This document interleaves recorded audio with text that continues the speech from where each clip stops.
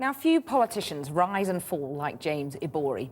From a humble start as a cashier at a Neasden DIY store, he became a state governor in Nigeria.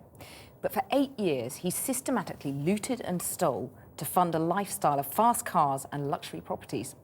Tomorrow, he'll be sentenced for fraud and money laundering worth £50 million. The trial was in London, where he deposited his stolen money, often in cash, with no questions asked. So why didn't Britain's high street banks do more to stop him? Our business correspondent Sarah Smith reports. James Ibori, once a powerful Nigerian politician, now lives in a British jail. It's a long way from the gilded splendour he's used to. Ibori's career began in London. When he worked in the Wickes DIY store in Neasden in 1991, he was convicted of stealing from the till.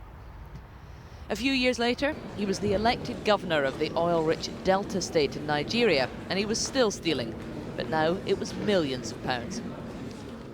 He bought luxury cars like this Bentley and properties in London, spending over £2 million on this house in Hampstead. When he was arrested, he was trying to buy a £13 million jet. Tomorrow, he will be sentenced for money laundering and fraud.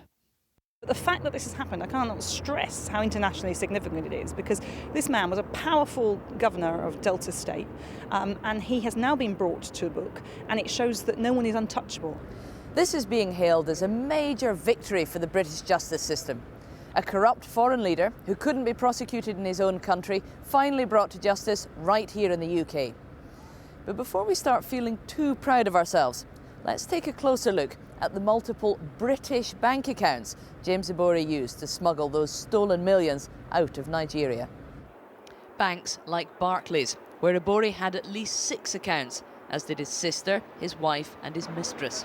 Accounts they used to launder millions. James Ibori was able to bring millions of pounds of his looted funds through British banks to buy British houses, to send his children to British schools using a British solicitor.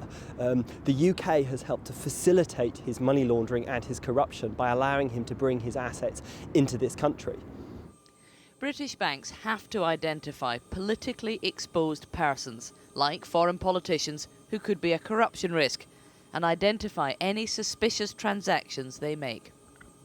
Yet, somehow, Ibori, a very politically exposed person, was able to put £1.5 million through one of his accounts in the Knightsbridge branch of Barclays Bank. Vast amounts of cash were just handed over the counter. And remember, this is £1.5 million from a man whose published annual salary was just £4,000 a year, and who, according to the Nigerian constitution, wasn't even allowed to hold any bank accounts outside Nigeria. You would think alarm bells would have been ringing inside Barclays, and very loudly. I spoke to Barclays today.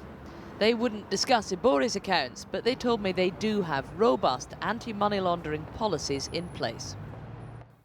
A recent report by the Financial Services Authority found there were serious weaknesses in many British banks' safeguards against money laundering.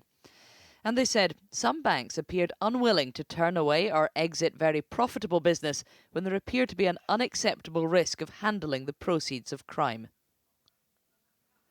Ibori isn't the first corrupt political leader to stash his cash in Britain. Billions in stolen funds have washed through our banks. This case shows the courts can take action. The question is whether our banks will do the same.